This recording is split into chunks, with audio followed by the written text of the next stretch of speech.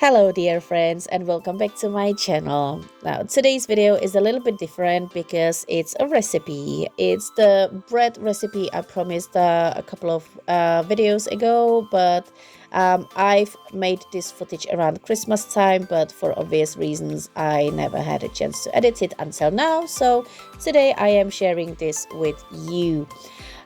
In this recipe I'm using fresh yeast, but feel free to use dry ones as well. It doesn't make any difference. If you're using dry ones, just mix it together with all your dry ingredients.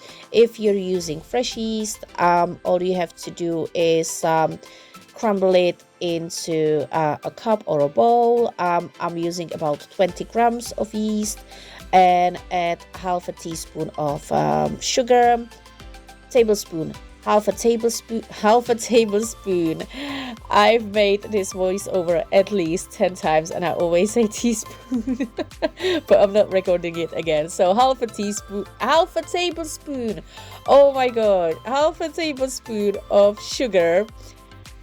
Did you get it? Yeah, half a tablespoon. Okay. And this recipe calls for 1.5 cups of warm water. I'm using water from a kettle because I don't have hot running water, but hot tap water is fine. I added half a cup of water into the yeast mixture, and the rest I'll add straight into the dough.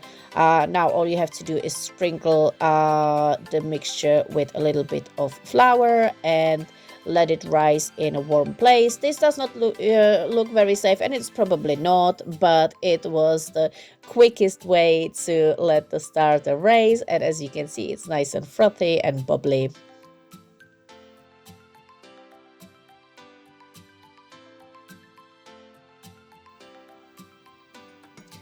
Now, in this recipe, I'm using olives and my homemade sun-dried tomatoes, but you can use anything you fancy in the bread. You can use bacon bits, onion, cheese.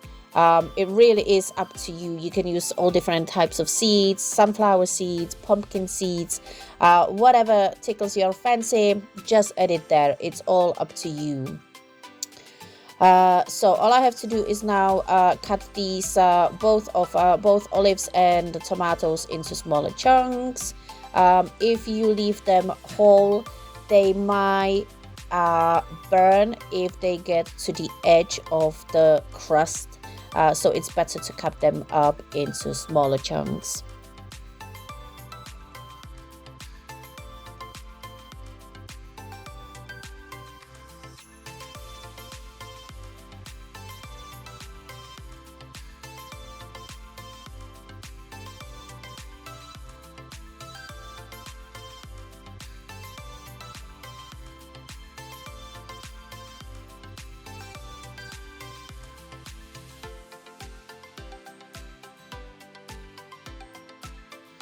Now, while the starter is working, I'm gonna mix all my dry ingredients. So I'm adding to the bowl 450 or 3 cups of flour.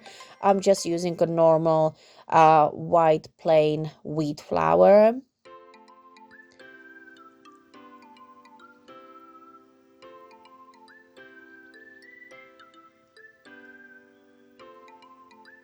And I'm going to get a little bit of salt. It could do probably with more salt, but I don't like to use too much.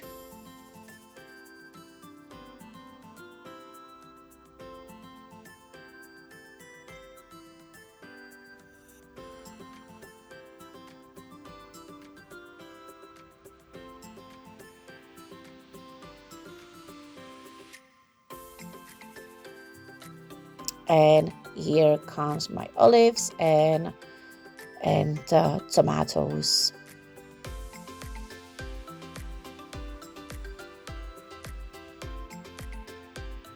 I believe next time I could add a bit more, because I remember when I was making this, it did smell so awesome of the tomatoes that I kind of wish I added some more in. So now I just add 1 cup of warm water. I can't find the rest of my measuring spoons, so I have to do with 1/4 cup.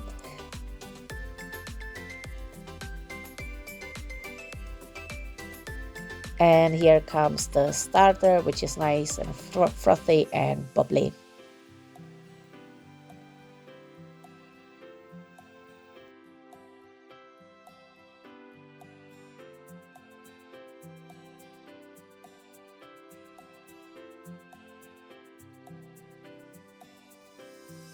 So all you have to do is now to mix it. It should be a fairly runny dough. It should not be tough or dry. So I think I'm gonna add a little bit more water at some point. There we go. Don't worry if the dough feels lumpy. You're gonna work it a little bit later before you put it in the oven. And while it's like rising, it will do basically the mixing job largely for you.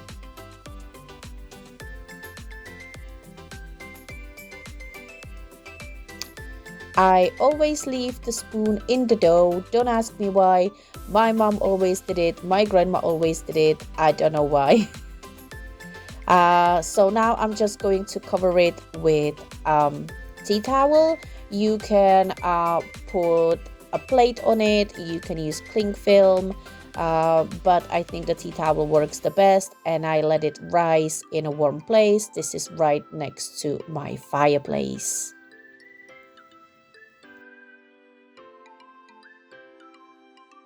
So you let it rise to about double the volume than it was originally.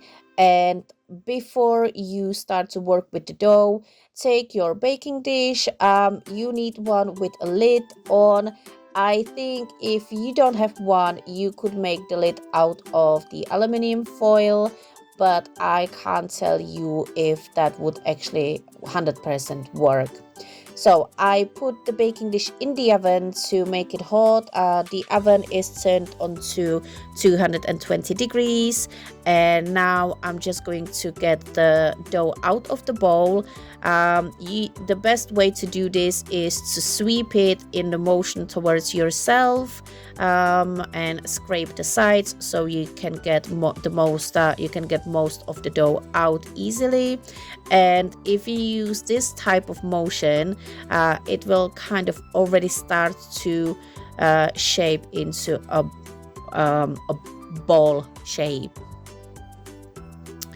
Now you need to dust your worktop with some flour, and you will also need to dust the dough itself with some flour so you can actually work with it and it doesn't stick to your fingers. And now all you have to do, this might look difficult, but it's actually very easy. Just take the dough from all different sides and just fold it right into the middle. If it's too sticky, just dust it a little bit more with the flour, but this should be just enough, and it will start to shape into a shape of a ball.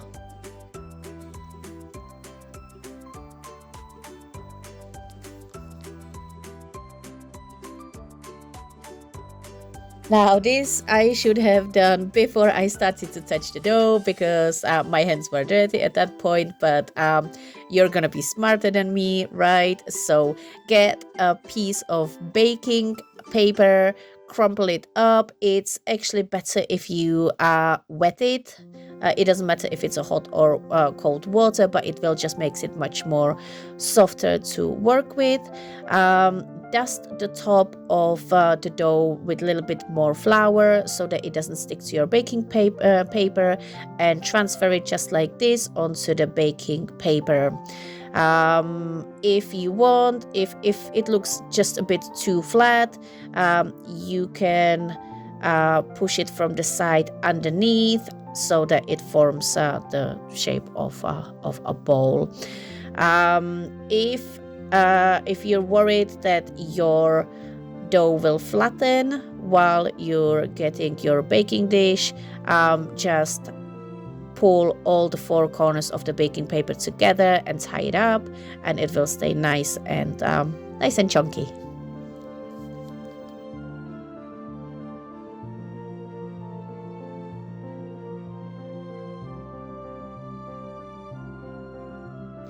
So now take your baking dish out of the oven. Please be very careful, because as you can see at this point I cannot use mittens because I need to work with the baking paper and the dish is very hot. You can decide to cut the slit at the top of your dough. I don't bother because when it bakes it will crack anyway, and it will create that crusty part that we all really love. Put the lid on. That's probably the trickiest part, so be very careful with that, and put your bread in the oven for 30 minutes at the temperature 220 degrees, and then take the lid off and leave it at the same temperature for another 12 minutes to be finished.